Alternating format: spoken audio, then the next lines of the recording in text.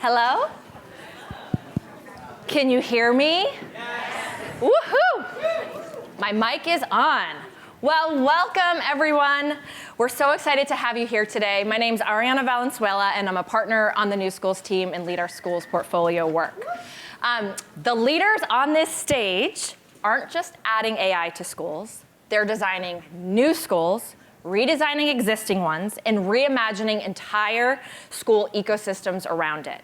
They're at the leading edge of this shift, and we're thrilled to have them here with us today. As we heard from so many of our speakers this morning, what we're seeing right now is a genuine opening. AI is doing something this field has been trying to do for decades, delivering on the promise of personalized learning at scale and freeing educators to focus on work that only they can do. Human connections, relationships, mentorships, and the belief in individual kids. That's also what the research shows what matters. The North Star hasn't changed. It's about students who graduate ready for college, a career, and a life of their own design. But what really has changed is that AI is finally giving us the tools to deliver that for every single child. And we have a rare chance today from the leaders who are actually building something different. Not talking about what school could look like, but making real bets right now about what comes next. Now, before we get into it, you'll see a QR code on the screen. I would love to just understand where this room is. I'd love to understand how you are using AI right now in your school or organization. And then I'd also love to hear what your perspective is for what's holding back schools or systems from redesigning with AI. I'm going to see our results come in. For those of us that are just joining, we have a quick QR code to really understand where this room is, how you're using AI in your schools or organizations, and then what you see as actual barriers that are preventing schools and systems from making this type of change. Okay, so some stuff that's coming in real time. We have a lot of folks, right, who are either on the early end of the spectrum, right? We're not yet in use. We have some folks that are using it primarily with staff, and I imagine it might be a staff efficiency or productivity function. Now, we have some outliers in this room too, who are saying it is central to how they operate. And so that's a pretty diverse spectrum. Now, when I say, oh, now this is interesting, what's holding people back? The number one answer is there's no clear vision for what good looks like. And when I go back to what I heard this morning, this idea that we actually have to fundamentally re-architect the systems and the way schools are, that makes sense. When I was in a school-based role, what I would tell folks all the time is I need to take my teachers and leaders to see it. They have to see it to believe it. And so hearing you all say that we need a vision for what good looks like, that makes sense. And guess what?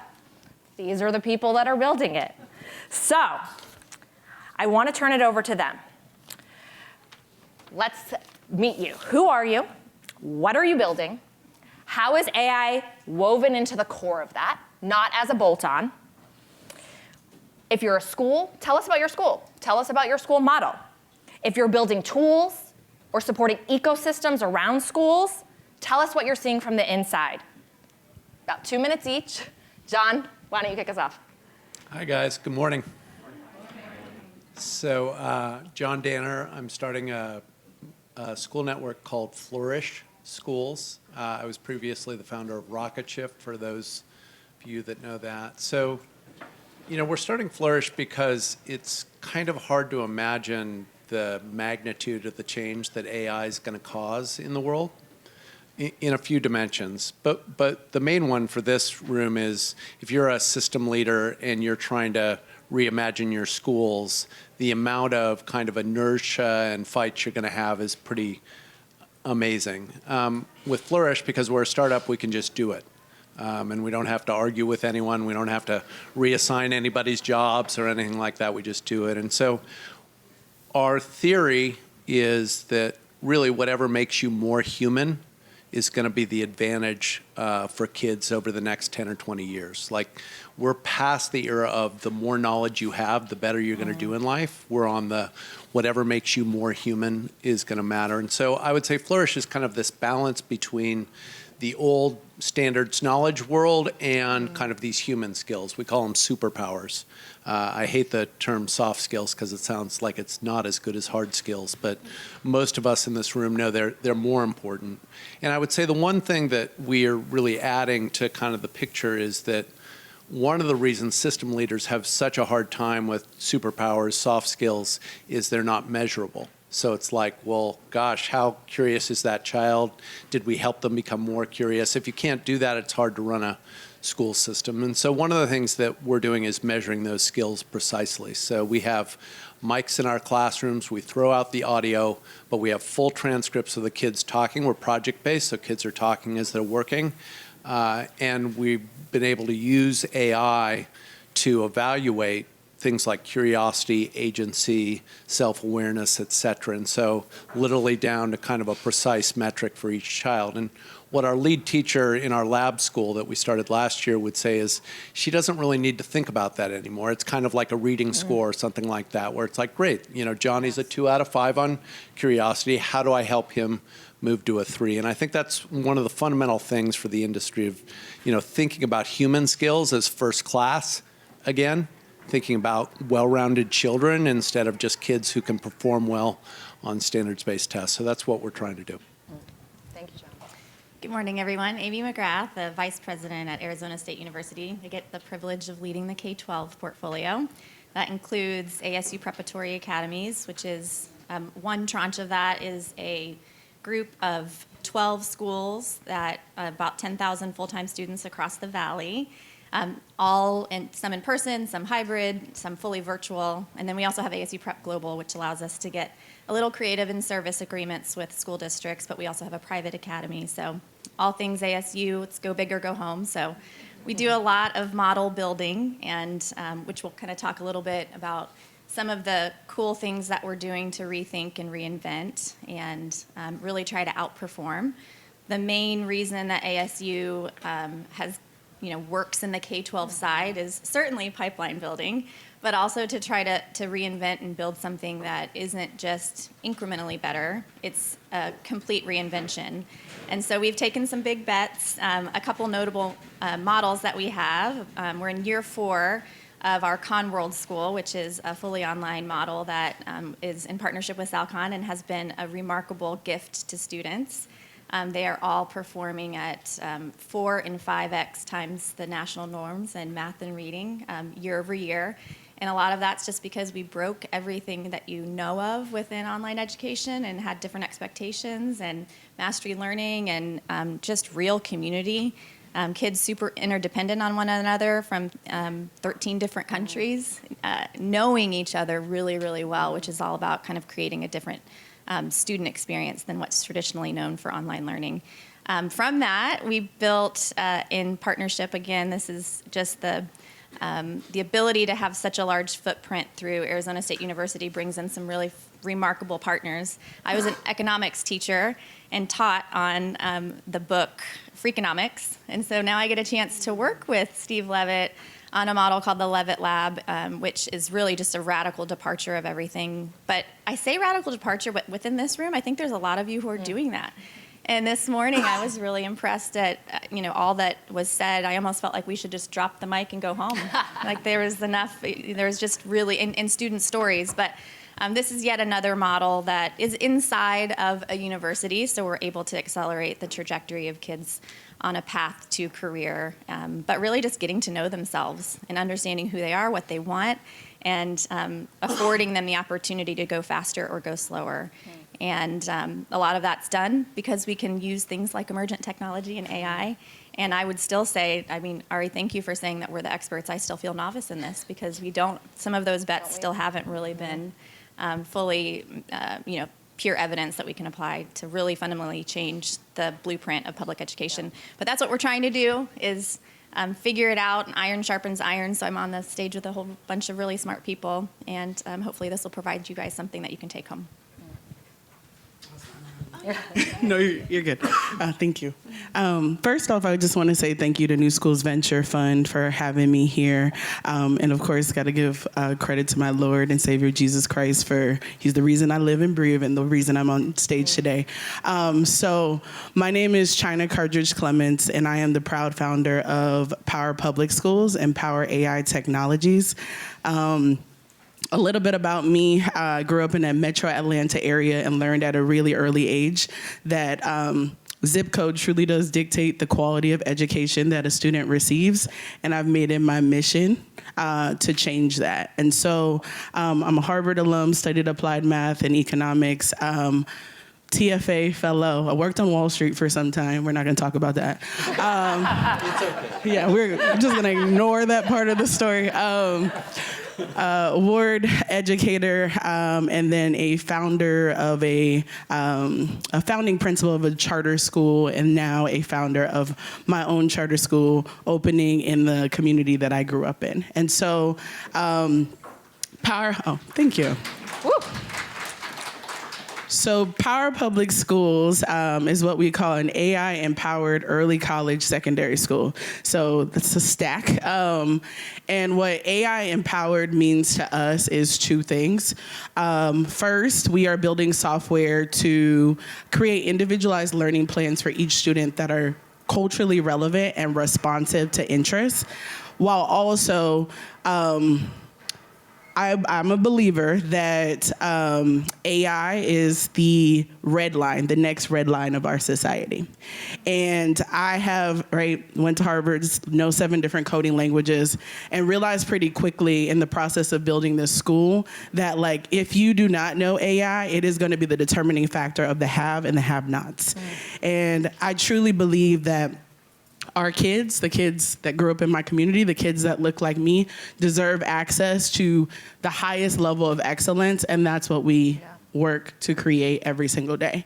And so what that looks like is really focusing on human skills. It's a human-centered approach, which starts off, because if I don't outline today, it's hard to kind of understand. It starts off with groundedness first, right? Who are you in your being? Are you well, right? That's how we start off the day. Similar to how we started off the day here, right? There was music, there was vibes, right? We do yoga, right? That's the goal, the first 30 minutes. Then we go into a 2.5-hour learning block where we are thinking about the essence of academics. What does it mean to be a great student in literature? What does it mean to be a great mathematician? And how are we preparing them and making it relevant to them so that they can see themselves in that?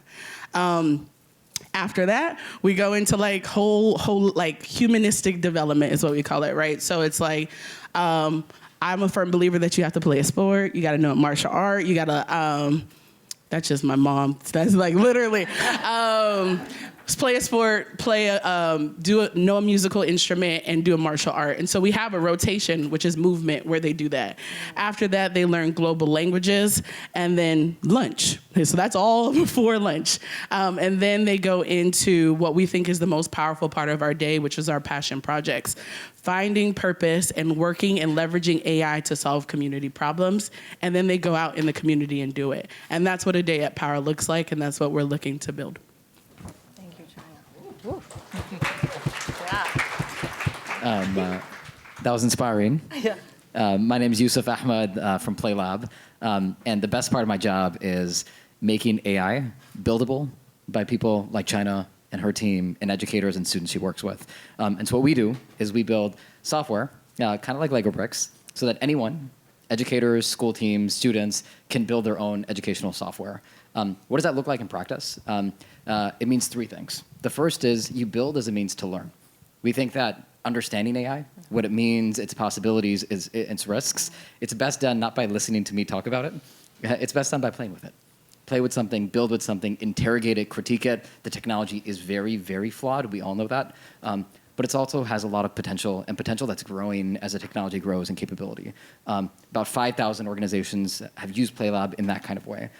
The second people do with us is they use PlayLab to build AI applications that they actually deploy for impact in school systems today.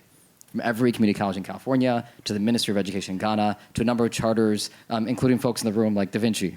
And what they're doing is they're deploying in existing school structures and existing school systems. But increasingly, we're seeing that because the technology has so much potential, if you're able to actually adapt it to your context, ground it in your curriculum, your data, and so build building blocks like that make curriculum buildable, you realize that you can actually change what school can be.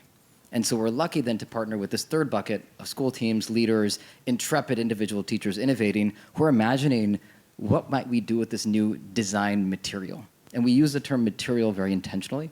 AI is not a silver bullet. It's going to cause a lot of problems. But if appropriated and adapted as a material in the right kind of ways by the right kind of people, we think that it can have tremendous impact. And so this last bucket of build to innovate is where we're spending some time, and that I'll lean into the conversation from that perspective. You might have heard we just launched a Lab Schools network. These are innovators. Again, we're a tool and technology they'll work with. They're going to use other tools as well. But we're convening this cohort that's really thinking about how do you integrate AI as a fundamental building block as you reimagine what school could be. Wow. So these 4 designers and builders have such a plethora of experience, and as they all shared, they are learning and iterating in real time, right? As the technology adapts, as the needs change, they're trying to figure out how can they best meet this moment. And so we're gonna dive in to hear more. We're gonna dive in to hear more about their models, their beliefs, assumptions we should be grappling with, both at the school level and the system level. So to kind of anchor us in a vision, kids entering kindergarten, my son Oscar is one of them, will be graduating in 2040. And I know none of us in this room know what the world is going to look like then. But we are making bets right now about the skills and habits these students will need to thrive. So what does future ready actually mean for you in the context in what you're building? I'm going to turn it over to China to start. Yeah, so I appreciate this question. I think context is important in terms of like what I'm doing and building. So I spent a year in the community, like just listening to the voices of my families, like leaders in the community. And from that is the inception of our model, right? And we were like right about to start the process of applying for our charter school, and I found out that our deadline got pushed forward. So instead of being due in January, we were due September 15th. So instead of 6 months, I had 6 weeks to build the school, okay? And so I was like, Lord, did you set me up? Like, what is this? And so I heard him say very clearly, like, you already have the tools. And so I started building. The first tool that I built was a board member recruiter. It like scraped the web, found 150 leads, and every single day emailed. And in 2 weeks, we had 352 people that were interested. The next was a fundraising agent that then looked at my mission, vision, all the things, and then helped us raise about $5 million in 5 weeks, right? And so then I just kept building tools, right? I was just building tools. And so ended up building 8 tools and then started to reflect. And I was like, I just made 8 employees for $150 a month. And like for me, I was like thinking about the kids that are currently sitting in classrooms, right, across America. They are going to be directly competing against AI and robots for entry-level jobs, right? And so I was like, how can we ensure that our kids have the skills to be able to build and create and solve community problems so that they can monetize these skills? Because if not, they'll be left behind. And so when I think about kindergartners, I think the big piece is like, how can the AI is only powerful because of the power of imagination, right? Like if I didn't ask it to build it, it wouldn't have built it, right? And if I didn't dream about it, it wouldn't have happened, right? And so thinking about how can we teach kids to leverage their imagination, leverage their calling, develop those human skills that we'll talk about, and then also have the tools to be able to build it. I think that's what education has to be about. Yeah. Anyone else want to chime in on this one? I would just, say the question one more time so I actually answer it. I mean, I'm bad at that. You know that. I love the question. Talk to me about what skills, habits, things that are going to likely be important, Yeah. regardless of what the future looks like. Yeah, I would say a lot of people would agree that things like agency and curiosity are going to be important in a world where getting a job is less likely than making your own job, right? And if you think about schools, I think all of us as educators, I taught middle and elementary, but like I feel like one of the hard things about the one-to-many model is that it's just a natural curiosity killer for kids. And I'll give you a short story about that. So at Flourish, kids can, use all the tools they want all the time to figure out what they're working on. And so we've trained them basically to be curious and to seek feedback and all that. And one day the internet went out.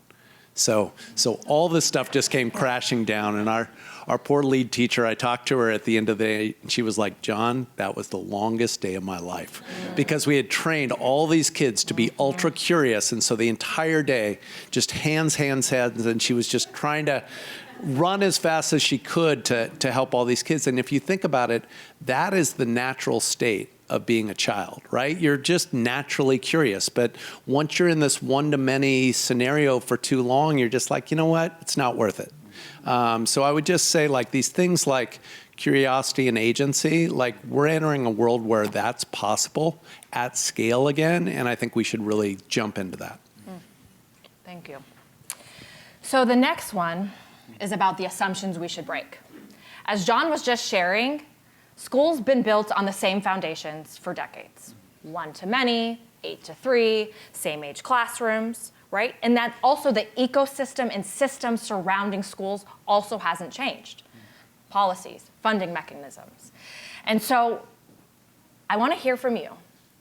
What are the assumptions we should challenge at both a school and a system level? I'm going to have both Amy jump in first on the school side. Yusuf, I know in our prep call you had a lot of energy around the system side.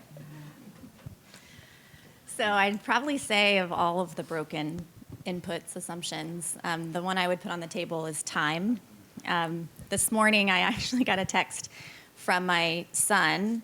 One told me, the other didn't, a 9th and an 11th grader, that they were staying home because there was, for the third week in a row, a 4-hour block for testing that they didn't have to take, and they would have to put everything away, and they couldn't even get out books, and they had to sit quietly. And so just the lack of respect we have in our systems so that we can accomplish what adults need is absolutely exhausting and crushing curiosity. And the hardest thing to do is break it when the compliance systems, the regulatory environments, the accountability, the incentives all skew, really because those broken inputs are sort of dressed up as pedagogical decisions, but it's really just to manage variance at scale. And it's incredibly difficult at a school level, and this is downstream from the systems level, which Yusuf will talk about, but at a school level to actually redesign when you don't have the money, you don't have, how, your district or what have you. So I feel for educators and for principals that are in the thick of it. And I also think, as we talk about inequities within these new school models, most of our kids are stuck in the linear system. And so it's fascinating to me that there's a debate around some, redesigning this and how that might widen the gap of, inequities when 95% of our kids are stuck in a broken public system. And I really think a lot of it is really anchored to time. And so we're rethinking how kids spend their time, and it's not the same for every kid at all. And that's really hard. It's a lot of chaos. I would invite you to come visit our schools because you walk in and depending on your personality type, it might feel a little crazy. So taking the adults' opinions on how to manage things that feel good, like quietness and the ability to stand and talk about your content that you just fervently love and you've been studying for 4 years, you have to put that stuff away and just focus on the kids. And when you do that, it fundamentally changes everything about the experience. So I could go on and on about that, but I think the master schedules are one of the biggest constraints to innovate. Can I jump in real quick? Please. So when I think about systems, I think about the why behind them, right? So if you think about our modern education system designed by Horace Mann in the 1800s, right? It was to prepare for the Industrial Revolution, right? Getting us ready for manufacturing jobs. Input, output, we need great workers. There has been we're now in the fourth Industrial Revolution with AI, right? There was not a shift that happened for the third, right? The dot-com boom, right? Those pieces didn't happen. And so when we think about our system, right, and we have to think about what is actually the output or the goal that we're aiming for. And so when you think about the why, that's why age-based classrooms exist. That's why like the time constraint, right? They're trying to get you to work the typical 9 to 5. That's why all those things exist in our system. If that isn't what the third horizon looks like, then what can we do or what should be done to change and adjust that? Last night I had a thought, which is weird, but I have thoughts all the time, but this one was weird. I was like, let me ask AI what AI thinks about dismantling systems in education. So I went and asked ChatGPT, right? I said, if you were gonna completely reboot the modern education system to have it ready for the third horizon in AI forward space, what would you do? And it said, I'd start by grounding everything in learner agency. Students would co-design their learning pathways, blend real-world projects with AI-driven personalization. Educators would become mentors and guides with assessments focusing on mastery and problem solving over rote content. I'd break down silos between subjects, think AI enhanced interdisciplinary studies, and the school wouldn't be a building alone. It'd be a hub connecting to local communities, businesses, and global challenges so students see their learning as meaningful and future ready. Yeah. Oof. And so, okay, so chat has to be probed, right? So I've been doing a lot of work with chat, so I'm not surprised that my chat said that. But I'm just saying. That kind of sounds like Powers. Some of your documents are in there. Yeah, it's using my data. But really, right? Like if we're thinking for the future, it's not rocket science, right? We have to be able to adjust for this next revolution and think about inputs and outputs very differently. That's a tough act to follow. Yeah. What I'll add is, I was talking to Matt. Matt, where are you last night? So Matt founded Met West. Has anyone here visited Met West? When I say Met West, you know what I'm talking about? Of course, Alan Chang does. It was an early big picture learning school, late 90s, early 2000s. I'm not trying to date you. We're at very different ends of the parenting journey. I have a 1 and a 3-year-old. His kids, he's trying to kick him out of the house in a loving way. Agency, right? No, but the reason I mention that is, I think what's interesting about Matt is early to the Met West, and a lot of what you're describing, that's how I've heard people describe a lot of those schools that came out of Coalition of Essential Schools in the 1990s, right? Emphasis on agency, emphasis on real-world learning, on community connection, on teachers as guides, as coaches, as mentors, not as purveyors of content. That was not the first wave. Alan Chang, you want to raise your hand? Alan's going to be on a panel later. He leads every high school in New York City now, which is like an incredible opportunity for scaling some of this work. He started his career as a teacher and a principal at City as a school. Has anyone heard of City as a school? Some folks are nodding. Yep. Founded in 1972. Early school where like young people again would use New York City as a school. And when I hear about like him talking about his experience as a teacher there, it wasn't just about project-based learning, which there was a lot of. There was really rich content. Yes. Like the problem of Hanoi, one of my favorite math problems, is like a deep exercise in our understanding recursion. And I don't want to get too nerdy with you, but like recursion actually could be really interesting. It's a powerful idea that I think every young person should engage with because it has powerful implications on how the world works. But the reason, I don't want to go down a history detour, but I think one is people have been trying to do this work for decades. What can we learn from what people have tried? How do we bring in folks who've been involved in that work? And I think what's really cool about both Alan and Matt is they're not out of the game.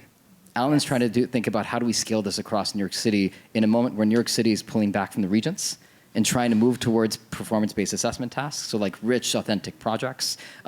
Guess what? He's done that with 25,000 students across 50 high schools. That's a strong foundation for scaling to 400 plus, but it's not easy.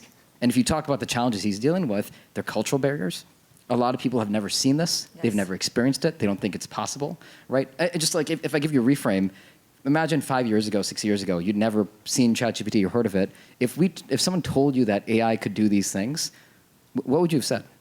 There's someone in the audience. Like, what would you have said? No way. No, yeah, no. You would have called bullshit, right? Like you might have thought you're walking around the Tenderloin, and be like but it's like really like, I don't mean any disrespect, but it's like the like, because AI also, like, I come from, like, I did my grad work at the Media Lab, and people have been trying to work on like deep learning AI for like since the 50s and 60s.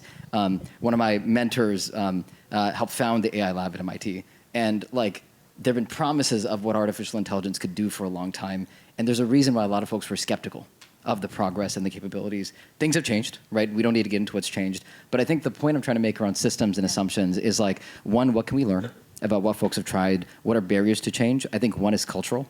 Right? We need to be very honest about that. Cultural change doesn't happen in quarters, months, or days. It happens in years and decades. And so the question I have is, how do we set up this work so we can create change that can happen and grow and compound over decades?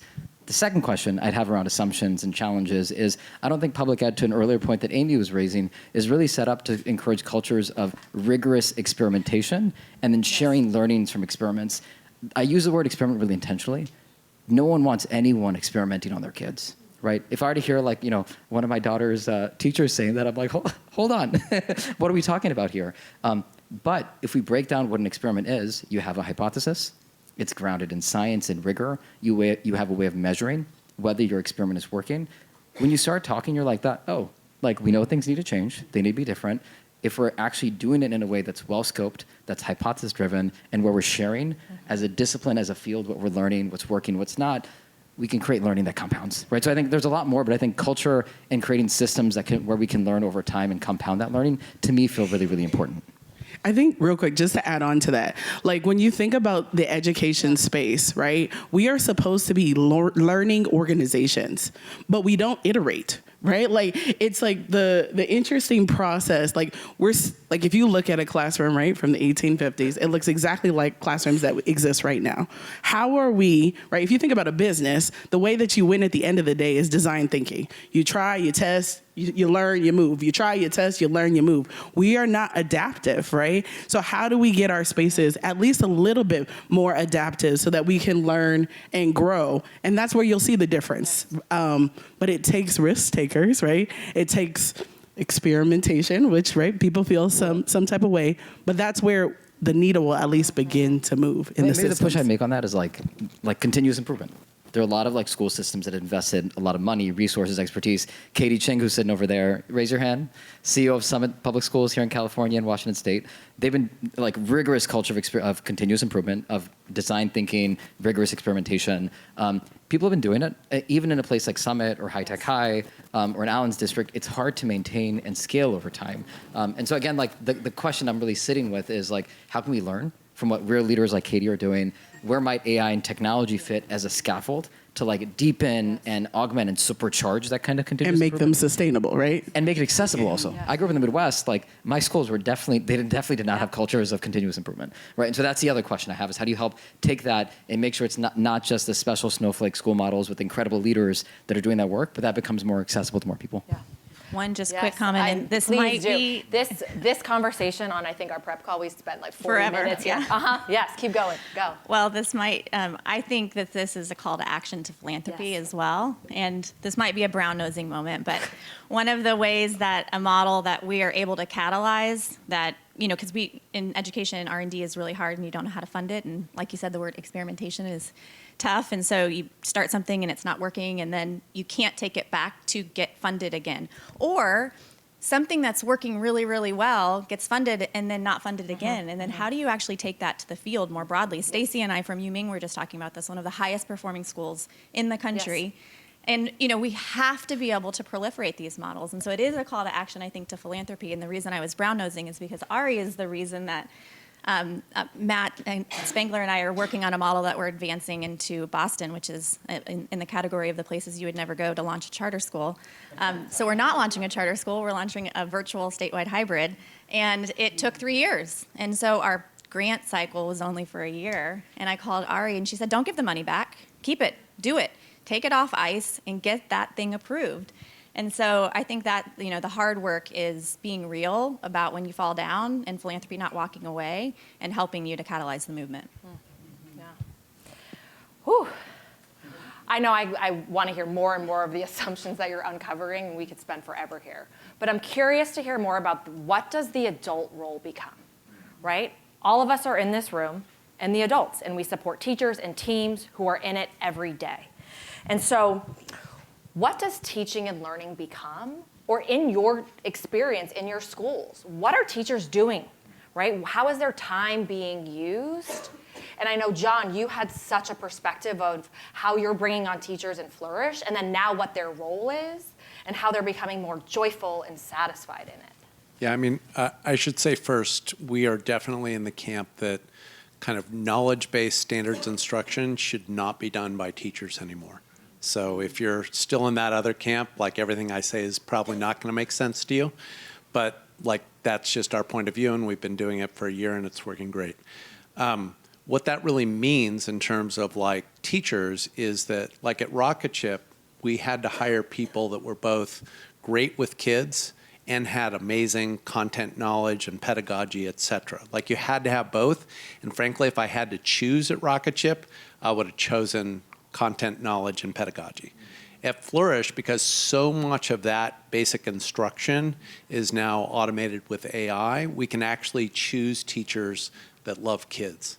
And I can't tell you how joyous it is to hire teachers where you're like, okay, I'm seeing these 6 teachers, they've got different backgrounds, but that teacher clearly loves to be in the classroom with kids, builds relationships, builds trust, elevates the conversation with them. Like, I'm just going to hire that teacher. And so far, like, that's just a stark difference between the kind of people you need in a school where instructional delivery is like the key aspect versus relationships and human skills. And John, can you tell us a bit more about the early wins you're seeing?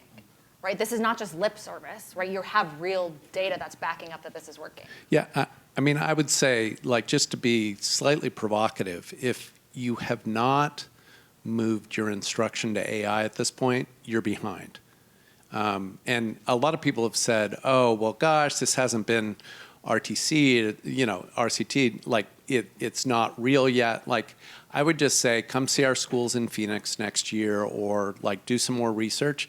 It's super obvious when you have these one-on-one conversations happening between students and AI, how good it is. It's not really very arguable. And I know Alpha is trying to charge $10,000 for that or something crazy, but like there are companies now building this. Alex, put your hand up. So Alex built this company, Bloomy Learning, that basically does this. We do it ourselves, but he built something awesome. And I would just say like that is the necessary but not sufficient step to move from today's schools to tomorrow's schools. You've got to automate this stuff. And obviously at scale you're not going to do it, but do some pilots. I mean, at least try to set it up so that some of your kids are really getting their primary tier 1 instruction this way, and just measure it yourself. So that's what I would say. And I think just to build on that, one of the takeaways for this group is that if your job description for teachers still looks the same, Yes. then I think you have a big problem on our hands. Yeah. And finding talent that can thrive in this ambiguous model is really, really tough. We're in the throes of it right now. Having the expectation that we find a master teacher who's been wired by a traditional system because that's what we think is a valuable, resume to come in, but they've been trained traditionally. And so sometimes you have to take a bet and figure out how to get a passionate engineer who loves kids, and then they can learn some of the teaching skills and bring them into the classroom. And of course, again, the system doesn't incentivize that, especially when you have to have high quality, and what the definition of that is may not be great for kids all the time. But I would really challenge everyone to think differently about, when you're hiring a guide or a Sherpa, or I just recently heard in the Schools for Tomorrow Harvard talk, they called teachers gardeners, which I loved. But that is a completely different way to approach your day. And I have the opportunity to work within, a university enterprise system. So work closely with the dean of the Teachers College, Carol Basile, on the next education workforce model, where we are thinking differently about the distribution of talent and how many, more like a medical system where kids get to visit experts as opposed to being stuck with one adult who may or may not be the best for them. And so I just really would challenge everyone to take a look and even just put it in Claude and speak your vision, upload a few documents against it, and then have it create you a new job description for your talent. I would say I'm on a different side. Yes. And I'm a firm believer that humans, the learning process is actually when your synapses form is because of experiences. And it's grounding in those experiences that make learning powerful for kids. And so when I think about a teacher, I think about them being passionate about their content and passionate about kids, but passionate about kids first, right? I think about my own learning experience, and I think about Dr. Yoder, who was my pre-calculus teacher, who was China, you're ready for calculus, and you're gonna do this thing, right? And saw me, and I was okay, let's do this thing. And it wasn't necessarily about the content. It was about being seen and being felt, and the passion that she had and the love that she had towards me, right? And so it's I think that, yes, AI is going to be an amazing tool that is going to take off tremendous lift off of the teacher, right? When we think about all of the lesson plans and different, there's so much on a teacher's plate that can be automated. But when I think about a power classroom, I think about rigor in its depth, right? I don't know why Beowulf is the first thing that came to my head, but we are diving deep into Socratic conversations, and AI is prompting the teacher and supporting to get it deeper, the conversation deeper. But it's not about being in front of the screen. It's not about outsourcing it to technology, and that's my perspective there. Yes. Can I make it spicy? Yes, spicy. Spice it up. So I want to push on that, China. So I would say that there's kind of when a student's first starting to learn about something, there's just a lot of stuff that they don't know. And then there's the kind of application use depth part of it. So we're project-based, and so we love applying those things. And in fact, in our system, a student isn't considered to have mastered something until they've done a project and proven they know how it works. But that first stage where you're what's trigonometry or whatever, highly useful to have one-on-one tutoring versus whole class, in my opinion. The other thing, just to jump in on, I agree completely with you that these experience that you have, those are the core sticky learning moments.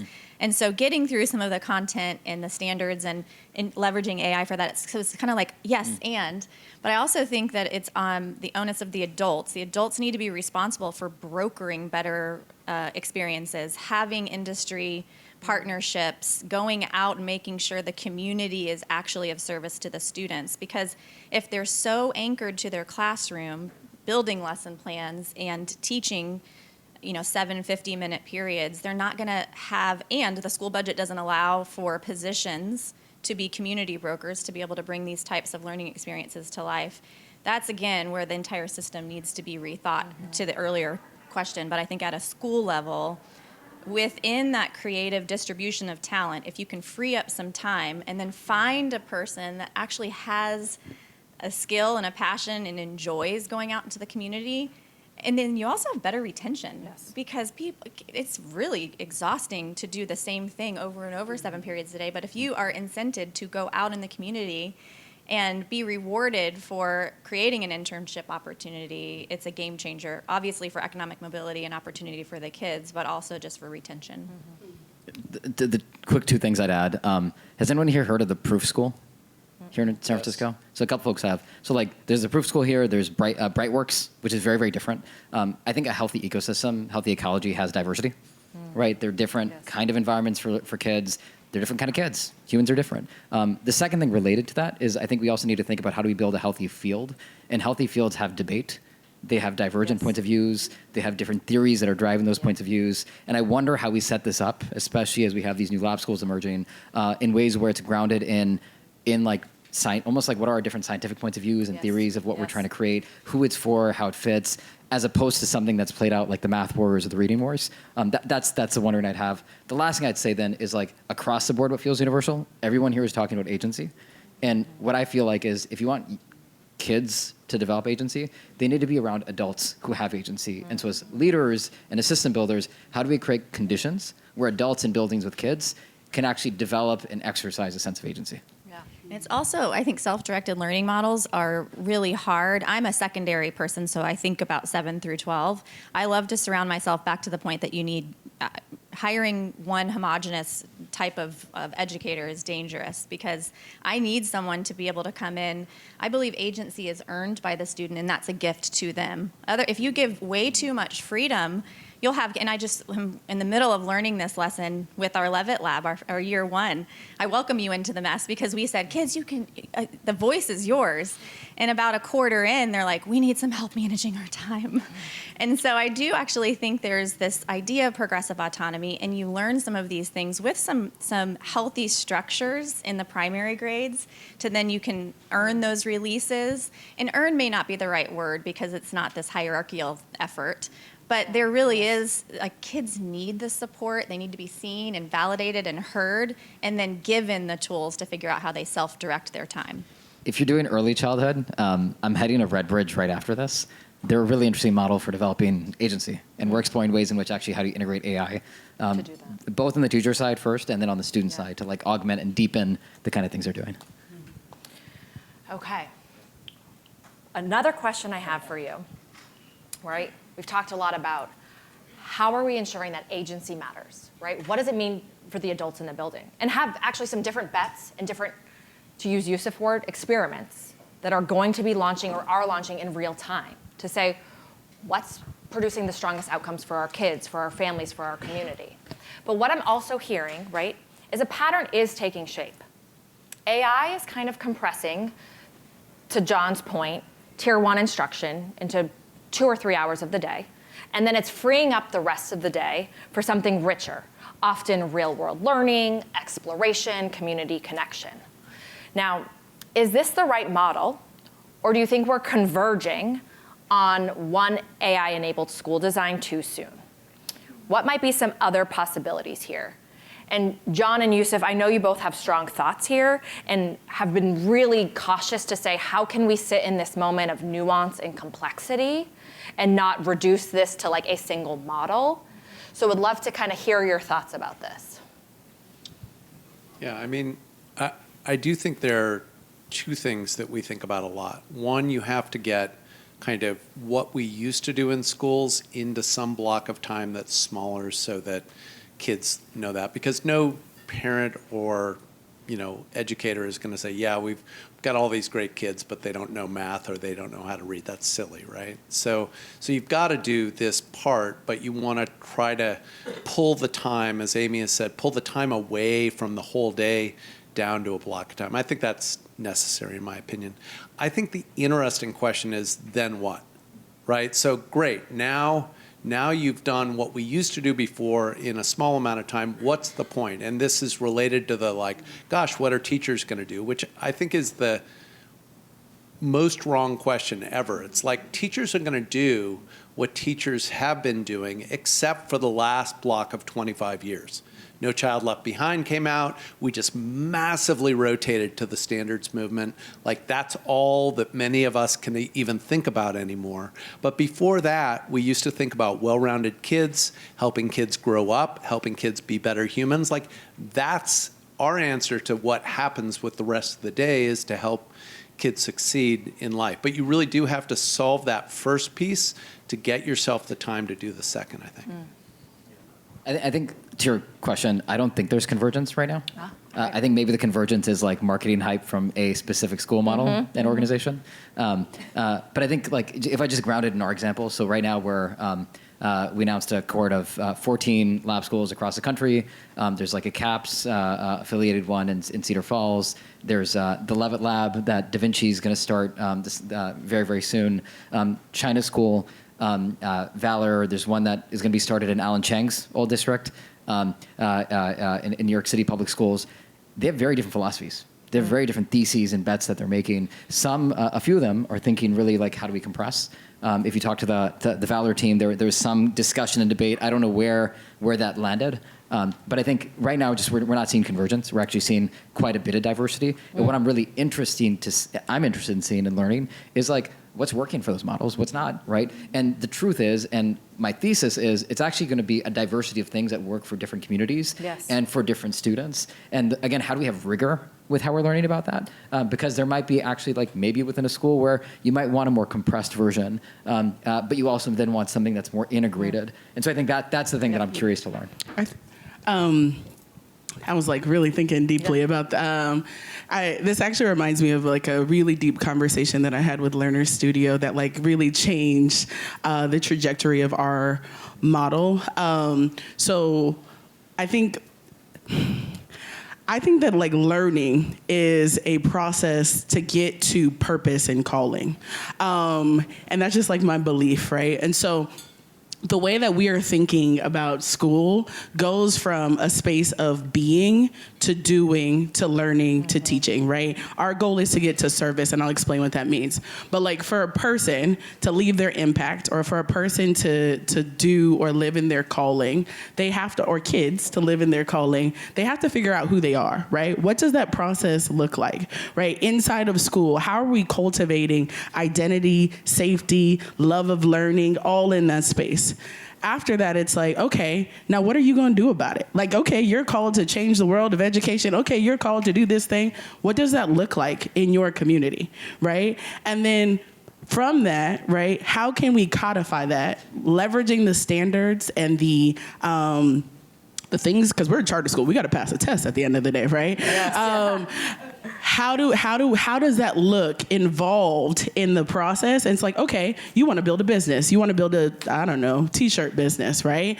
And you need to learn math, and you need to learn English, and you need to learn social studies and science. How does that all weave in together and turn you into a multimillionaire and change your family's life if that's what you believe you're supposed to do?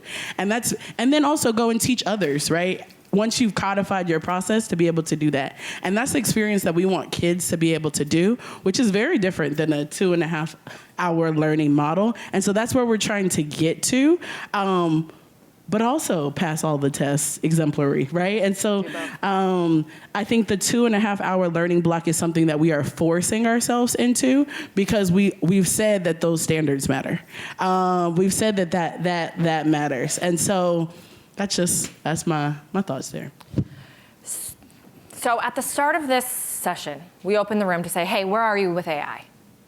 On the spectrum in your schools and on your organizations.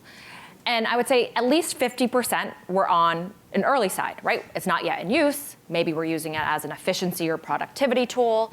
And so for the folks on this stage who are steeped in it, right, on the far end of the spectrum when you think of like an innovation curve, what would you give as advice to both school leaders or funders or system leaders in this room, builders, as like an immediate next step?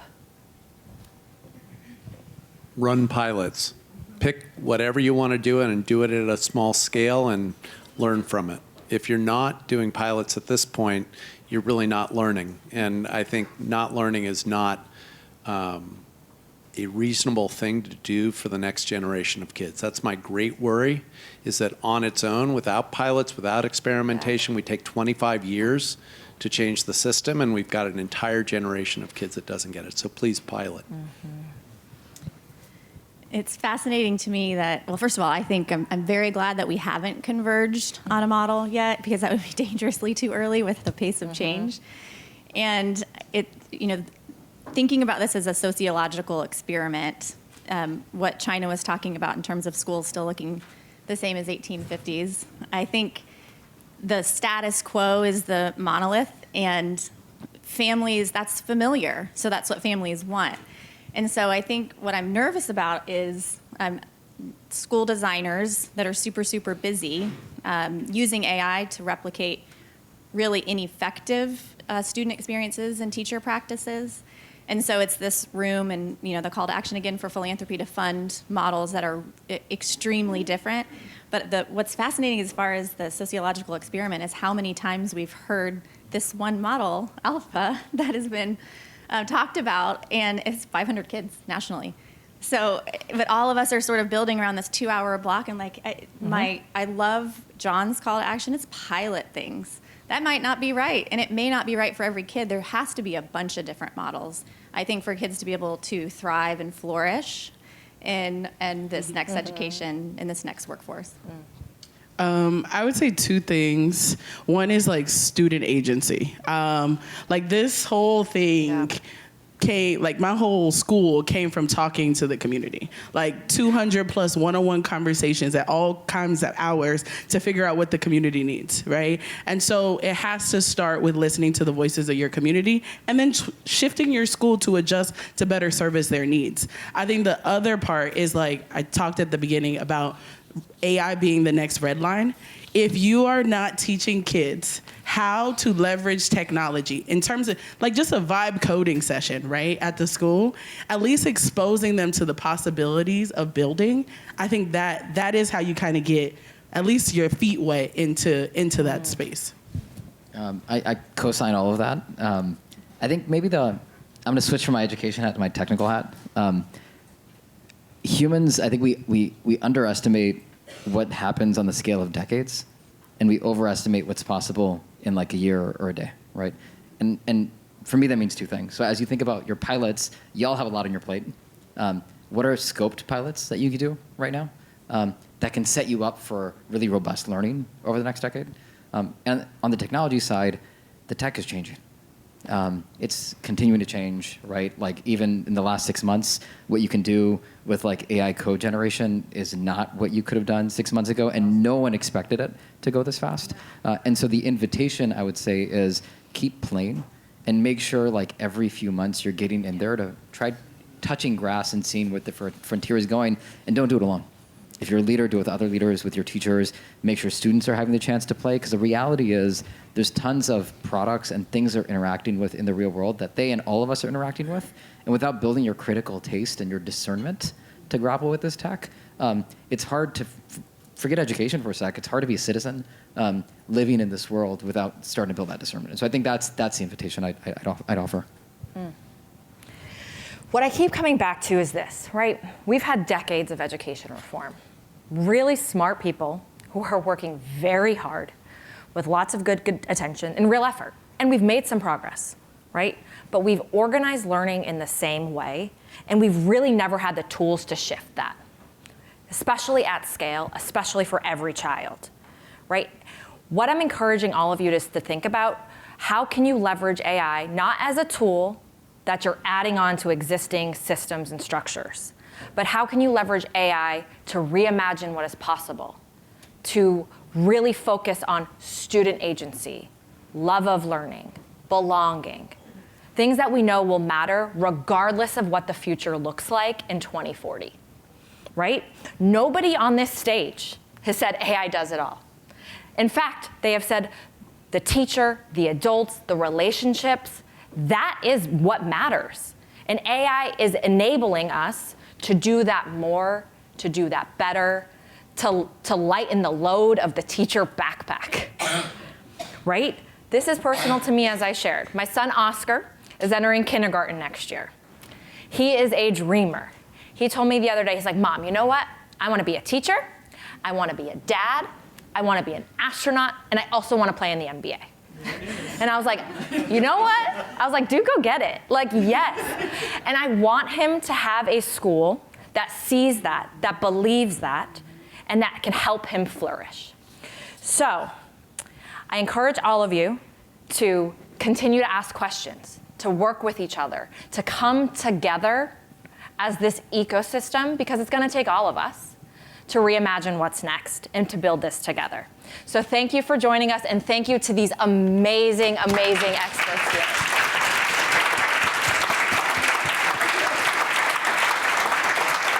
The